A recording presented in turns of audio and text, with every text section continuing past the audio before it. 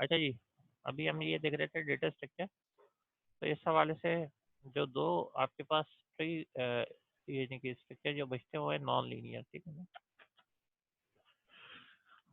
तो non linear उनको कहते हैं जो कि सारी बातें सीक्वेंस के अंदर नहीं होते। अब सीक्वेंस के अंदर नहीं होते तो फिर किस फॉर्म में होते हैं, ये ज़रा देखते हैं। ठीक है, ये जो है इस फॉर्म में होते हैं, ट्री की फॉर्मेट में। लेकिन आपको यहाँ पे ट्री जो है वो ऐसा नहीं नज़र आ रहा होगा जैसे हम लोगों का ट्री होता है ना, जो हम लोग देखते हैं। हमारे ट्री का रूट हमेशा क्या होता है, वो ज़मीन के अंदर होता है और फिर वो ऊपर की तरफ ब्रांचेज होती हैं, फिर लीव होती हैं। इसमें ज़रा सा डिफरेंस होता है। इसमें जो है वो आपके पास माइक्रोसॉफ्ट है, सही है ना। फॉर एग्जाम्पल ये रूट है, इसमें इसके अंदर रिवर्स ऑर्डर होता है। रूट इसमें ऊपर होता है, हमारे यहाँ रूट जो रियलिटी में होता है वो नीचे होता है। अब हम हायरार्की जहाँ पे होती है, यानी कि जहाँ पे आपके पास डेजिग्नेशन होते हैं अथॉरिटी वाइज, वहाँ पे आप डिवाइड करते हैं या कैटेगराइज करने के लिए। जैसे माइक्रोसॉफ्ट के अंदर एक ऑफिस की प्रोडक्ट है, उसके अंदर एक्सेल है, वर्ड है, पावर पॉइंट है, आउटलुक है। मोबाइल की है, लूमिया है, सही है। विजुअल स्टूडियो है, उसके अंदर डॉट नेट है, सी शार्प वगैरह। तो इस तरीके से जो हम डिवाइड करते हैं। तो ये जो बेसिकली एक एग्जांपल है ट्री की, ठीक है। ट्री का यूटिलाइजेशन कंप्यूटर के अंदर कहाँ पे होता है? ट्री का यूटिलाइजेशन जो कंप्यूटर सिस्टम्स के अंदर होता है वो होता है हमारे पास जब हम फोल्डर बना रहे होते हैं ना। जैसे आपके पास रूट जो फोल्डर होता है, जैसे सी कॉलन डी कॉलन, तो वो तो एक्चुअली रूट फोल्डर होता है। तो वो जो रूट फोल्डर होता है, तो रूट फोल्डर के अंदर आप सब फोल्डर बनाते हैं। जैसे सी के ऊपर आपको पता है विंडोज होता है, यूजर होता है, सही है।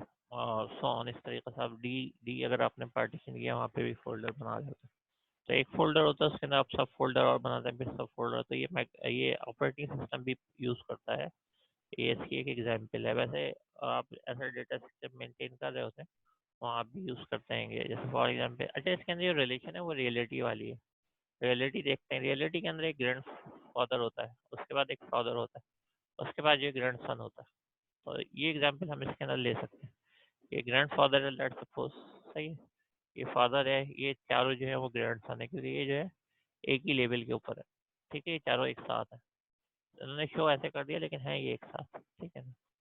और ऐसे जो है ये अगर आप देखें ये वाला मतलब ये जो है ये ग्रैंड फादर है, ये फादर है, यानी इसका जो ब्रदर है, ठीक है। और इसके अंदर जो है ना ये इसका सन है, इसका सिर्फ एक ही सन है। अगर आप देखें तो ये वाले जो रिलेशन है ये नॉर्मली इसके अंदर होता है। तो पेरेंट चाइल्ड का रिलेशन जो ट्री के अंदर होता है, और इसी इसी हवाले से जो हम कहते हैं, जो सबसे ऊपर जो होता है जहाँ से स्टार्ट होता है उसको हम नॉर्मली रूट कहते हैं। जैसे इसका नाम है, ट्री के अंदर रूट ही से स्टार्ट होता है। फिर उसके बाद जो उसके चाइल्ड्स होते हैं, और अगर इन तीनों चाइल्ड्स को देखें तो इनके ये पेरेंट है, ठीक है। उसके बाद उसके सब चाइल्ड होते हैं। तो अगर आप इस रिलेशन को देखें कि ये जो है ना इसका पेरेंट है, और ये जो है ये इसका पेरेंट है, तो ये जो रिलेशन बन रही है ये क्या ग्रैंडफादर और जो ग्रैंडसन में बनती है वो कहलाती है एंसेस्टर, सही है। यानी ये हम नॉर्मली इंग्लिश में भी यही वर्ड यूज़ करते हैं। और अगर आप इधर से देखें कि ग्रैंडसन है, उसके बाद जो है वो आपके पास फादर है, फिर ग्रैंडफादर है, तो डिसेंडेंट, ये वर्ड हम यूज़ करते हैं। अभी मैं बताऊंगा इन सारे वर्ड्स को। फिर हमारे पास जो है वो है ये सिलसिला है कि इसमें लेवल्स हैं। और अगर आप देखें फर्स्ट जो लेवल है यानी लेवल 0, उस पर भी हमें माइक्रोसॉफ्ट नज़र आ रहा है। लेकिन ये ट्री यहाँ तक नहीं रुका, यानी रूट तक नहीं है, उसकी ब्रांचेज हैं। तो जब आप दूसरी ब्रांच पे जाते हैं तो लेवल 1 हो जाता है। फिर उसके बाद आप ये तीसरी ब्रांच पे जाते हैं तो ये 2 हो जाता है। क्योंकि ये नॉर्मली जो हम 0 से स्टार्ट करते हैं, तो इसको हम डेप्थ भी कहते हैं ना, depth, depth of a tree, सही है। इंटरचेंजली आप मतलब ये थोड़ा सा डिफरेंस होता है लेवल और डेप्थ के अंदर। लेकिन अभी जो हम डेप्थ की बात कर रहे हैं, तो डेप्थ जो है इसकी 0 है, इसकी जो 1 है, इसकी जो है 2 है। इस तरीके से डेप्थ डिफाइन की। अच्छा ये दो ब्रदर है, लेट्स सपोज ये इनके फादर है, तो ये ब्रदर, तो ये क्या कहलाता है? ये कहलाता है सिबलिंग। सिबलिंग कजन्स को भी कहते हैं, और मतलब ब्रदर ब्रदर को भी कहते हैं। तो इसलिए वही वर्ड जो नॉर्मल लाइफ में यूज़ होते हैं वही ट्री के अंदर टर्म्स यूज़ होती है।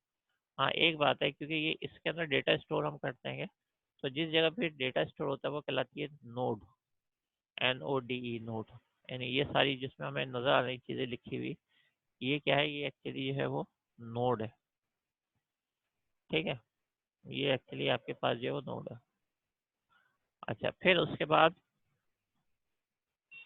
एक जो हमारे पास है वो है ये ग्राफ, जब आप कोई मैप बना रहे होते हैं जैसे गूगल मैप वगैरह होता है, या आप किसी को कोई रूट समझा रहे होते हैं कि आपने बताना है कि यहाँ से जाना है लेट्स सपोज ई के ऊपर, तो आपको ये पाथ जो है वो, या आप सिटी का मैप देखें किसी का तो उसमें सारे रूट्स नज़र आ रहे होते हैं।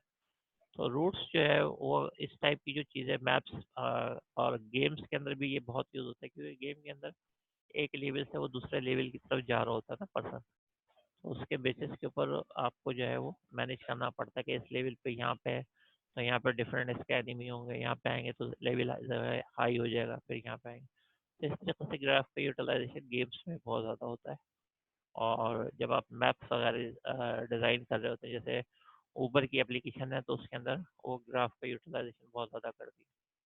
तो ये जो है इसकी एग्जांपल है ग्राफ की। ग्राफ के अंदर सिंपल दो जो है इंपॉर्टेंट वर्ड होते हैं, एक वर्टेक्स होता है जिसमें डेटा स्टोर होता है यानी कोई डेस्टिनेशन या सोर्स, ए जो है हमारी सोर्स है तो सी जो है वो डेस्टिनेशन है। तो ये वर्टेक्स कहलाएगा ए और सी।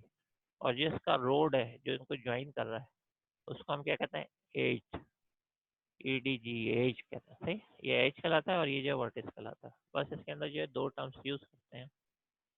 और लीनियर जो हमारे पास लिस्ट है तो उसमें एक जो लिस्ट है वो हमने पढ़ी है, सही है, और उसकी एग्जाम्पल भी बहुत देखी अच्छी तरीके से और समझी भी है। ये कहलाती है ये अभी लीनियर लिस्ट है। सही, लीनियर लिस्ट की एक एग्जाम्पल जो वो लिंक लिस्ट भी, जिसके अंदर जो है हम पॉइंटर या एड्रेस को यूटिलाइज करते हैं।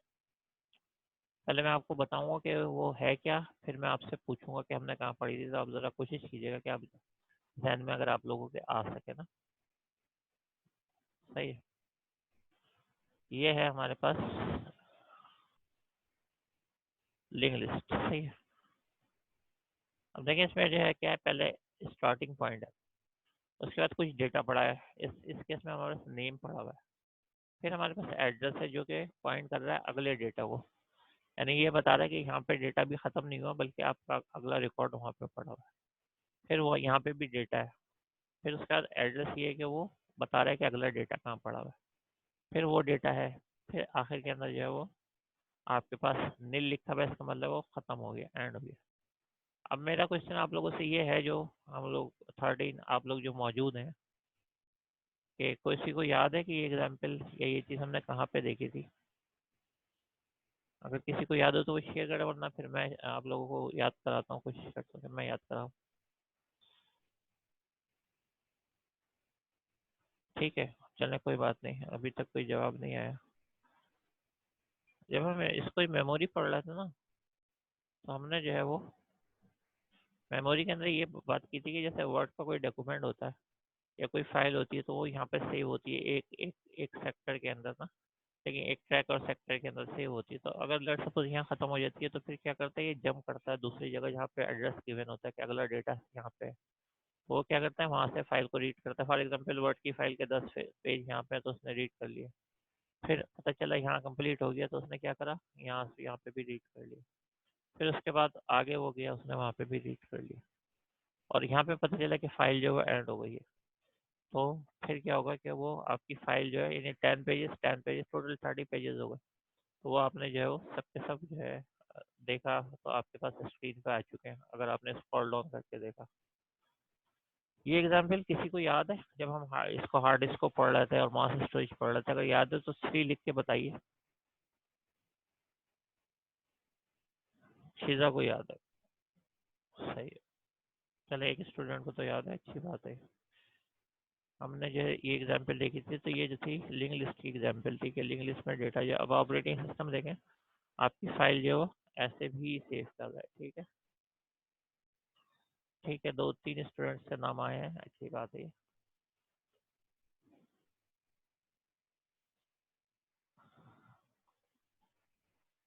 तो अब मैं रिपीट करता हूँ, देखें आपको समझेंगे। जब वर्ड का आपके पास आइकन होता है डेस्कटॉप के ऊपर, जब आप क्लिक करते हैं तो पहले आपके पास जो होता है वो पहली यानी 10 पेज ओपन होगा, उसके बाद हार्ड डिस्क पे आगे आगे नेक्स्ट पड़ा हुआ है, तो आपने क्या करा, वहाँ जंप करा, फिर 10 पेज रीड होगा, फिर आपने क्या करा, फिर जंप करा, 10 पेज होगा, उसके बाद क्या गया, एंड ऑफ फाइल, यानी टोटल 30 पेज होगा।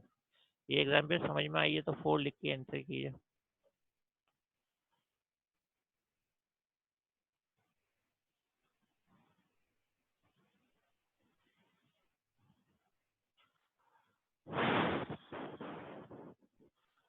अच्छा, अब जो हमने वर्ड्स पढ़े ना, इसको ज़रा देख भी लेते हैं और एग्जाम्पल भी देख लेते हैं। हमने ये देखा कि डेटा स्ट्रक्चर जो है आपके पास, सिंपल डेटा स्ट्रक्चर जिसको हमने कहा प्रिमिटिव होते हैं, एक और एक जो होता है वो, उसके अंदर इंटीजर होता है, ये भी हमने देखा, फ्लोट होता है, करेक्टर होता है, और पॉइंटर। पॉइंटर भी आपने देख लिया, एड्रेस को कहते हैं कि अगला कहाँ पे रिकॉर्ड मौजूद है। उसके बाद जो कंपाउंड कहते हैं या नॉन लीनियर कंपाउंड कहते हैं या नॉन प्रिमिटिव कहते हैं, ठीक है। उसमें भी दो टाइप के हैं, एक जो वो आपके पास लीनियर है जिसमें एरे है, जो भी हमने देखा था। फिर हमने जो वो क्यू भी देखा था जिसमें लाइन लगी हुई थी। स्टैक भी हमने देखा जिसके अंदर जो पलेट्स वगैरह रखी हुई थी। लिंक लिस्ट अभी देखा है जिसमें हार्ड डिस्क से हमने डेटा रीड करा। और कंपाउंड डेटा स्ट्रक्चर है, उसके अंदर क्या है, ट्री है। ट्री के अंदर हमने वही देखा माइक्रोसॉफ्ट वाला, या हमने देखा फोल्डर में कैसे जो डेटा सेव होता है। ग्राफ के अंदर हमने मैप देखा कि किस तरीके से मैप वर्टेक्स और एजिस के थ्रू बनता है। और फिर हमने फाइल एक्चुअली नॉर्मली जो है वो एक अलग स्ट्रक्चर इसको कहा जाता है, और ये आप यूज़ भी करते हैं, लेकिन वो यूज़ जो है इनमें से भी कोई स्ट्रक्चर कर सकती है, जैसे अभी हमने एग्जाम्पल देखी लिंक लिस्ट की ना। अब जो है वो ये देखते हैं कि डेटा स्ट्रक्चर के अंदर जो है वो कौन कौन से होते हैं। तो आपने देख लिया एरे, क्यू जो फीफो यूज़ करता है, ट्री होता है। लेकिन जो ऑपरेशन क्या हो सकते हैं इनके पास, सारी चीज़ें हो सकती हैं जो अभी हमने देखेंगे। ट्राइवर्सिंग हो सकती है, insertion, deletion, updation, searching, sorting, ये सब कुछ हो सकता है या पॉसिबल है। फिर उसके बाद जो है वो स्टैक के अंदर हमने देखा था कि लास्ट इन फर्स्ट आउट होता है, ठीक है। इसकी एग्जाम्पल भी देखी बहुत सारी। और हमने देखा कि हम जो पुश कर रहे होते हैं, जैसे आपको रिवर्स ऑफ स्ट्रिंग की एग्जाम्पल दी, और पॉप कर रहे होते हैं, यानी कि हम जो है उसको रिमूव कर रहे होते हैं। और एक हमारे पास होता है टॉप, सही है। टॉप का क्या मतलब होता है, वो वेरिएबल जो कि ये याद रखता है कि कहाँ पे जो है अभी करंट पॉइंटर है। जैसे ये ए आया ना, तो टॉप की वैल्यू क्या होगी, 0 होगी, क्योंकि ये -1 से शुरू होता है। तो हम क्या करते हैं, हर दफ़ा प्लस कर देते हैं। यहाँ पे जैसे लिखा है पुश ए, तो ये देखें यहाँ ग्राफिकली हमने शो भी कर दिया कि ए आ गया।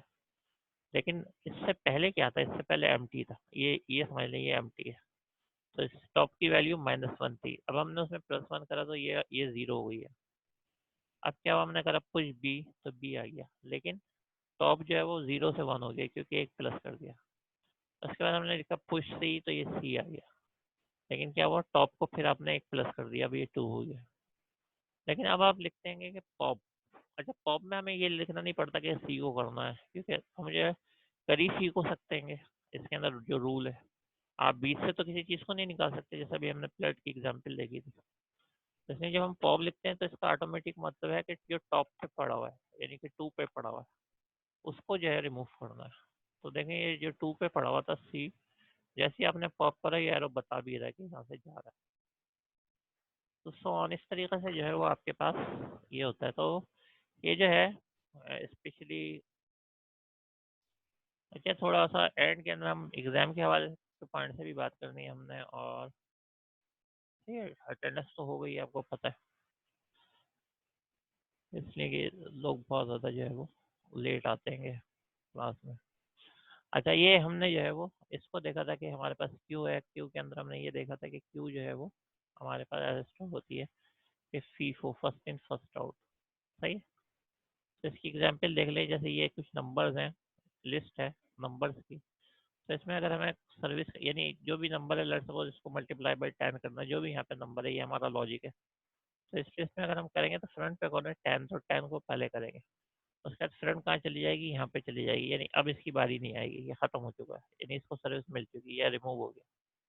लेकिन नया नंबर अगर आके ऐड होगा तो यहाँ पे वो रेयर पार्ट की होगी, ठीक। तो ये जो है इसकी एग्जाम्पल है।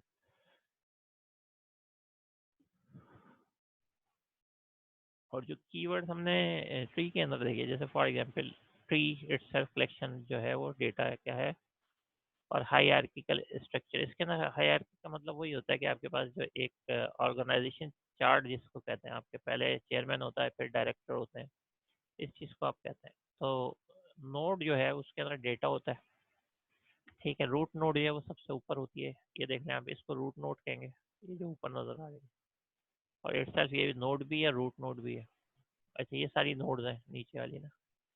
टर्मिनल हमने डिस्कस नहीं किया, टर्मिनल लास्ट वाली नोड को कहते हैं, कि ये वाली जैसे है ना, यानी जो आपके पास लीव होती है, एक लीव जो होती है वो क्या टर्मिनल कहलाती है ना, उसका बैटरी खत्म हो जाता है।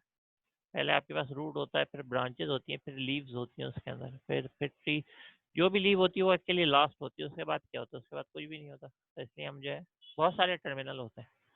सही है, जितने मतलब जितने भी लीव्स हैं उतने टर्मिनल होता है। तो ये बहुत सारे टर्मिनल हैं यहाँ पे आपके पास जो वो आगे नहीं जा रहा। सही है। पेरेंट आपको पता है, अभी हमने देख लिया कि पेरेंट ऊपर वाले जो भी लेवल होता है उसको कहते हैं। चाइल्ड जो हम इसको कहते हैं, ये हमारे पास जो है जैसे चाइल्ड है ना, उसके नीचे वाला। एंसेस्टर आप ग्रैंड फादर को कहते हैं। डेसेंड आप ग्रैंड सन को कहते हैं, ये भी हमने देख लिया। सिबलिंग आप ब्रदर को कहते हैं। ठीक है। सही है। डेप्थ हमने देख लिया कि जो आपके पहला लेवल होता है वो 0 से शुरू होता है, फिर आपके पास जो है वो 1 होता है, फिर 2 होता है। डेप्थ भी अभी हमने देखा है। और आखिर के अंदर जो है वो बाइनरी ट्री, ये वर्ड है। इसका मतलब होता है कि जब तक आपके पास 1 है तो बाइनरी ट्री है, 2 है तो भी बाइनरी ट्री है, लेकिन जैसे 3 होता है यानी तीसरी नोड आती है तो फिर वो बाइनरी ट्री खत्म हो जाता है। तो बाइनरी ट्री की क्या डेफिनेशन है? Tree in which every node has at most 2 children. सही है, ज्यादा से ज्यादा 2 चिल्ड्रन होने चाहिए। इससे ज्यादा जैसे ही होंगे, यानी एक भी हो सकता है, 2 भी हो सकता है। ये जो टर्म मैंने अभी पढ़ी है सबके लिए ना, आप लोगों को तो 4 लिख के बताएं, क्योंकि ये मैंने सारी पहले आपको बताई है अभी उस फिगर के ऊपर जिससे पहले हम देख रहे थे ना। और वो सारी फिगर्स मैं आप लोगों को शेयर कर दूंगा, लेकिन क्लियर सयाम को है और सिजा को है। साकिब, फरिया। सही है। इन लोगों को भी क्लियर है, यानी 4 स्टूडेंट हैं जिनको ये क्लियर है। बाकी या तो आवाज़ नहीं पहुंच रही है, लाइबा को क्लियर नहीं है, रीच को नहीं है क्लियर। सही है। इन लोगों को जो लिस्ट में नजर आ रहा है, क्योंकि ये लोग कुछ लिख ही नहीं रहे। फाइव का भी आया, इनको क्लियर हो गया। जैनुल आबदीन ने भी नहीं लिखा, उस्मान हयात ने भी नहीं लिखा। सही है। शादेब तो बिल्कुल अभी इन हुए हैं, इनको कुछ ज़्यादा आइडिया नहीं है। बहुत कम लोगों को क्लियर होता है। खैर लाइबा का लिखा हुआ आ गया है क्लियर। बाकी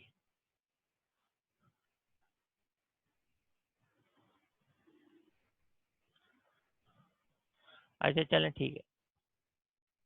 तो ये जो है हमारे पास, अच्छा लिंक लिस्ट के वक्त के साथ साथ चेंज हो रहा होता है, आगे जा रहा होता है, इसलिए इसको डायनामिक भी कहते हैं। क्योंकि जो नया रिकॉर्ड आएगा तो हम एंड ऑफ फाइल को आगे बढ़ा देंगे ना। मतलब ये कोई नया डेटा आएगा वो रखेंगे, इंसर्ट करेंगे, और नील जो है उससे आगे वाले उसको कर देंगे। तो इसलिए ये डायनामिक कहता है, नहीं ये बढ़ता रहता है। और जो हमारे पास ये है, अभी हमने जो है वो, अगर आपको याद हो कि अभी जो है वो हमने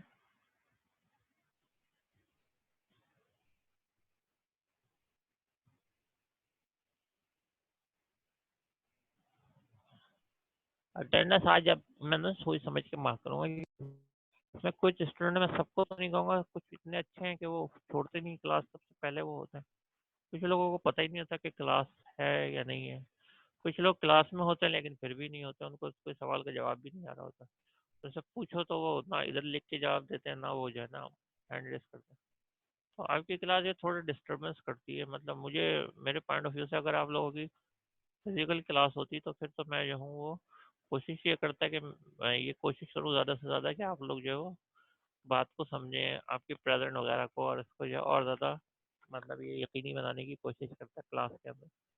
लेकिन अब ऑनलाइन है, ऑनलाइन के अंदर एक तो ये भी प्रॉब्लम है ना कि कोई बच्चा जो है वो बैठ जाता है मतलब इधर शो हो रहा है ऑनलाइन और उसको कुछ पता ही नहीं कि क्या हो रहा है, तो वो आंसर भी नहीं दे पाता।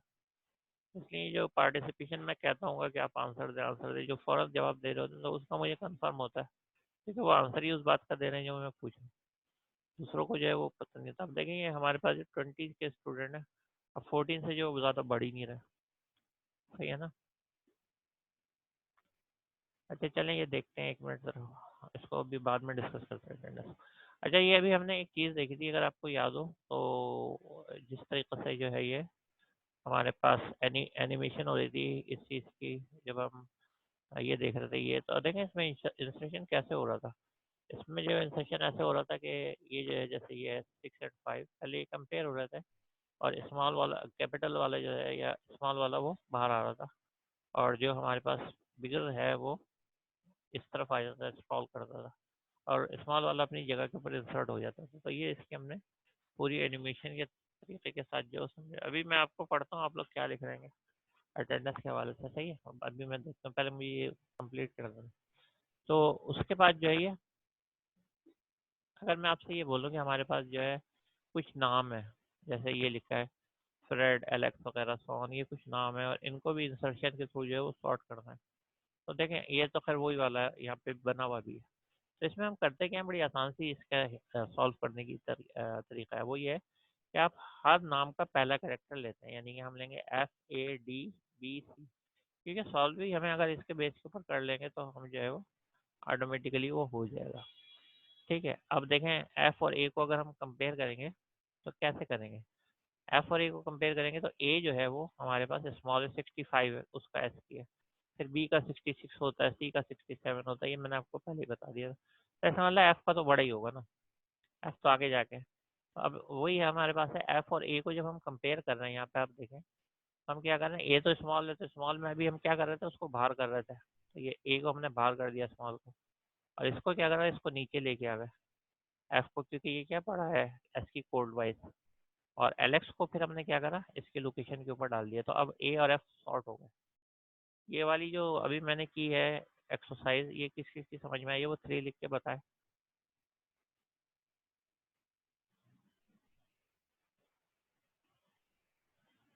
ठीक है, सही, 4 लोग तो हैं, ठीक है।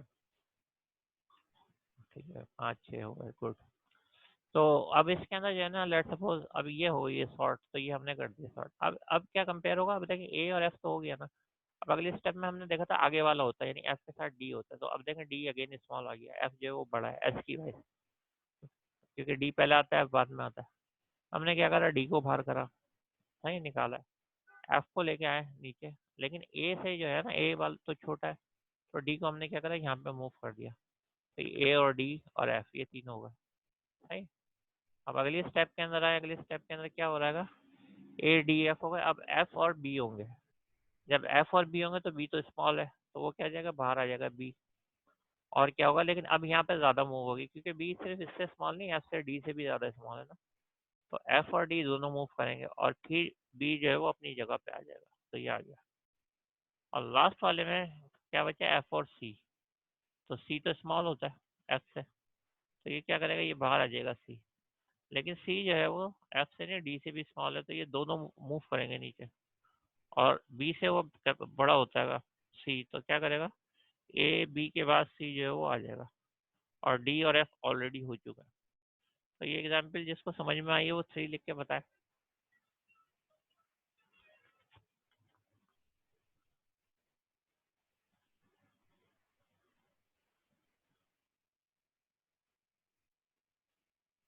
दो नेम ए से स्टार्ट वाला वैसे इस लेवल का आप लोगों को अभी दिया नहीं जाएगा, लेकिन दो नेम स्टार्ट होते हैं ना, जैसे फॉर एग्जांपल मैं बात करूं, एक नाम स्टार्ट हो रहा है ए बी, जैसे अब्बास है, और दूसरा नाम हो रहा है ए जेड, आजम।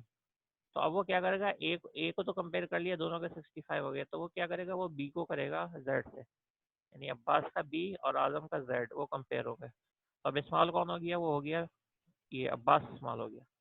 तो फिर उसको क्या करेगा, वो उसको जो है स्मॉल ले लेगा बी वाले को, और जेड वाले को जो है वो उसको ग्रेटर ले लेगा। ये बात समझ में आई, सीधा आपने ये क्वेश्चन किया था ना, कि अगर दोनों ए से स्टार्ट हो तो क्या होगा।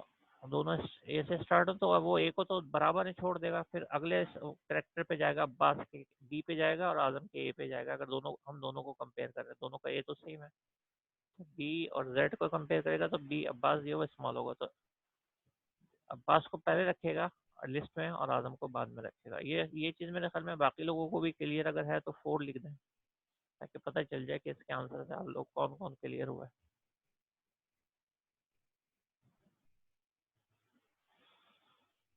ठीक है, तो इस तरीके से जो है वो हमारे मेन मेन सारे पॉइंट्स है वो डिस्कस हो गए हैं।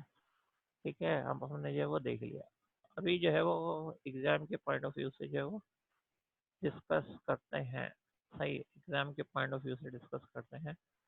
और एग्ज़ाम के पॉइंट ऑफ व्यू से, अच्छा, एग्जाम के पॉइंट ऑफ व्यू से ये डिस्कस करते हैं, तो एक तो ये कि आप लोग जो है वो थोड़ा सा इसका टाइम का ख्याल रखना पड़ेगा आपको, कि जो है टाइम वो बड़ा इम्पोर्टेंट होता है। आपको पता है कि आप लोगों का टाइम जो है वो 3 से 6 है ना, और 11 जो है वो मार्च है, और थर्सडे का दिन है। तो एक तो ये डेट वगैरह भी याद रखें, क्योंकि अक्सर बच्चे जो है वो डेट वगैरह हो सकता है भूल जाते हो, तो इसलिए मैं कह रहा हूँ कि आप लोग याद रखें। चलो आप में से कोई नहीं और क्लास के शायद भूल जाए, तो डेट वगैरह जो है वो याद रखें, उसका टाइम भी याद रखें कि ये सब शुरू है। उसके बाद जो है वो 3 to 5 आपका टाइम है, लेकिन 1 घंटा आप लोगों को पता है इलेक्ट्रिसिटी और इंटरनेट के लिए दिया था, कि आप लोग बाद में ये ना कहें कि हमारी जो है वो लाइट नहीं थी। तो इसका मतलब वहाँ तो ये लिखा हुआ होता है कि आप ठीक जो है वो 5 बजे सबमिट करा दें, यानी 5 बजे से आपका टाइम शुरू है और 6 बजे तक है। लेकिन अब ये है कि आपको फैसिलिटी होती है, तो आप क्या करते हैं, कोशिश करते हैं कि मैक्सिमम जो है उसको सॉल्व करने की कोशिश करें पेपर को।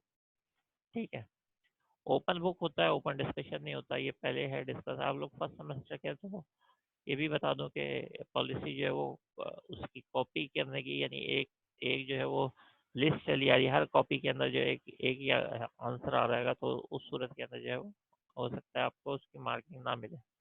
ठीक है, अब आप उसके अंदर कुछ भी क्लेम करें, लेकिन वर्ड टू वर्ड अगर सेम है तो फिर तो सवाल ही पैदा नहीं होता। दूसरी बात ये भी कहा जाता है आप अपने ओन वर्ड्स में लिखें, तो वो आपको हर चीज़ से बचा लेता है। ठीक है, तो इस चीज़ का जो है वो आप जो है वो ख्याल करें। एक एक्सपीरियंस है, समर के अंदर ऐसा हुआ था, समर 20 के अंदर के, उस वक्त भी थे ऑनलाइन क्लासेस हो रही थी, क्योंकि कोविड जो था उस वक्त अरूज पे था बल्कि। तो उसमें जो है बता रहे हैं, तो उसमें जो है वो ऐसा हुआ था कि एक मतलब ये कि एक आंसर जो कि थोड़ा सा क्वेश्चन थोड़ा सा कॉन्सेप्चुअल था, तो उसके एक जो बच्चे का आंसर था वो था, और वो था गलत आंसर, और वो हर कॉपी में वही पाएगा, सिवाय इसके कि वो राइटिंग चाहिए थी। तो होता ही है कि फिर जो है पॉलिसी हम लोगों की ये होती है कि ना, फिर एक वाइवा भी कंडक्ट होता है मिड टर्म के ऊपर। तो मिड टर्म में मैंने बच्चों से ये पूछा कि ये आप बताएं कि आप मिड टर्म के बाद ये पूछा कि आप ये बताएं, जब कॉपीज चेक हो गई, ये बताइए आपने जो आंसर लिखा है, पहले तो ये समझाएं कि ये क्वेश्चन क्या है और आंसर क्या है। सही है, तो वो भी कोई जवाब नहीं आया कि क्वेश्चन समझते तो फिर आंसर लिखते। दूसरी बात ये कि सबका गलत था, क्योंकि एक ने लिखा था उसमें। लेकिन इसमें जो है ना, एक ये था, एक बात जो अच्छी बात थी वो ये थी कि 2-3 बच्चे थे, 2-3 बच्चे थे, और वो भी उनको पता था, क्योंकि ऑलरेडी वो लोग समर के अंदर से सीनियर थे। डेटा स्ट्रक्चर की मैं बात कर रहा हूँ, तो उनको ये पता था कि ये जो है कुछ बच्चे बहुत ज़्यादा इंटेलिजेंट हैं उस क्लास के अंदर, जो ए ग्रेड ही लेके आते हैं। तो उन्होंने उनसे जो रब्ता करने की कोशिश कुछ भी करी, लेकिन ए ग्रेड वाले बच्चों ने ये करा कि उनको जो कुछ बताना था वो बताया या नहीं बताया ये मुझे नहीं मालूम, या हेल्प करी है या नहीं करी, लेकिन उन्होंने ये ज़रूर करा कि अपना पेपर इतना ज़्यादा यूनिक रखा, इतना ज़्यादा यूनिक रखा कि उनका जो पेपर था वो बिल्कुल अलग तरीके से सॉल्व हुआ हुआ था। उसके अंदर एक एक स्टेप सॉल्व हुए हुए थे, और उसमें जो है कोई भी क्लास के जो है ये 2-3 स्टूडेंट्स ऐसे थे, और दोनों तीनों स्टूडेंट जो थे ए ग्रेड वाले उस क्लास में, उन्होंने अपने अपने तरीके से ओन वर्ड में सॉल्व किया हुआ था। और वो को कहीं शेयर नहीं मिला मुझे, मतलब ये कि अगर आप देखें किसी और स्टूडेंट की कितनी भी उनकी दोस्ती होगी कुछ होगा, उन्होंने नहीं करा। ऑटोमेटिकली जब चेक करा सारे आंसर सही हैं, मैं तरीके कार जो है वो उन्होंने अपने लॉजिक से यूज़ किए हुए सबके अंदर, तो जाहिर ही बात है फिर उनका यही बना। आपसे ये कहना था कि आप में से अगर कोई ऐसा है, तो कोशिश ये करे कि उस वक्त जो है ना डिस्टर्बेंस बहुत ज़्यादा हो रही होती है। डिस्टर्बेंस जो है वो बेनता ज़्यादा इसलिए हो रही होती है कि अगर आप जो है वो खुद पढ़ने वाले हैं और कोई आपसे जो हेल्प चाह रहा है, तो बार बार आपको मैसेज कर रहा है सवाल। जैसे नॉर्मली आपने देखा है कि फिजिकल क्लास के अंदर भी ये हो रहा होता है, इधर से साइड, इधर से भी आवाज़ आ रही है, उधर से भी आवाज़ आ रही है, इधर से भी आ रही है, और इन्विजिलेटर वहाँ पे होता है, तो वो आपको जो है वो रोक देता है कि नहीं आप ऐसा ना करें, ऐसा ना करें। तो अगेन जिन लोगों को अपना है, तो कोशिश ये कीजिएगा कि उनका इतना यूनिक हो कि कोई भी अपने सब्जेक्ट की मैं बात नहीं कर रहा, कोई भी सब्जेक्ट को टीचर देखे तो उसको अंदाज़ा हो जाए कि ये बच्चा जो है ना मुख्तलिफ है। सही है, और इस बात के ऊपर क्योंकि हर कॉपी चेक होती है और वर्ड बाय वर्ड चेक हो रही होती है, तो इसी बात पे ये ग्रेड बनते हैं कि एक तो करेक्टनेस होती है, और दूसरा ये कि वो कहीं पे पाया नहीं जाता, वो वाला मटेरियल या वो वाला लॉजिक। तो इस चीज़ को अगर आप रखेंगे ज़हन में, तो आप जो है बहुत ज़्यादा अच्छे नंबर ले सकते हैं, क्योंकि सब बच्चों को ये फिक्र होती है कि हम अच्छे नंबर कैसे लें।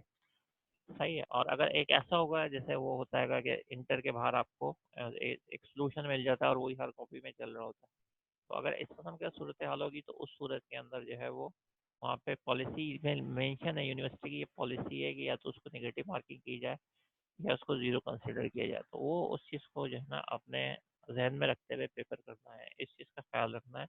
ये था मेरा काम, मैंने आपको एज अ टीचर अपना एक्सपीरियंस जो है वो शेयर इसलिए कर दिया कि बाद में आपको प्रॉब्लम ना, क्योंकि फिर आप लोग जो है वो ये वाली बात करते हैं कि जी हमने नहीं, हमारी जो चीटिंग की गई है तो वो चाहे वो आपकी की गई हो, आपने की हो, लेकिन वो जो है सेम होता है तो प्रॉब्लम हो जाती है, तो इसलिए कहा जाता है कि सेम ना। अच्छा, 1 मिनट से कम रह गया है, फिर आप आएँ तो एक दो बातें और करते हैं, ठीक है? उसके बाद जो है वो क्लास को भी एंड करते हैं। अगर हो सका तो थोड़ा सा मैं एक रिव्यू भी दे दूंगा, सही है? और ये भी बता दूंगा कि बुक से क्या इंपॉर्टेंट है और स्लाइड से क्या इंपॉर्टेंट है, ठीक है? तो आप फ़ौरन ज्वाइन करें और अटेंडेंस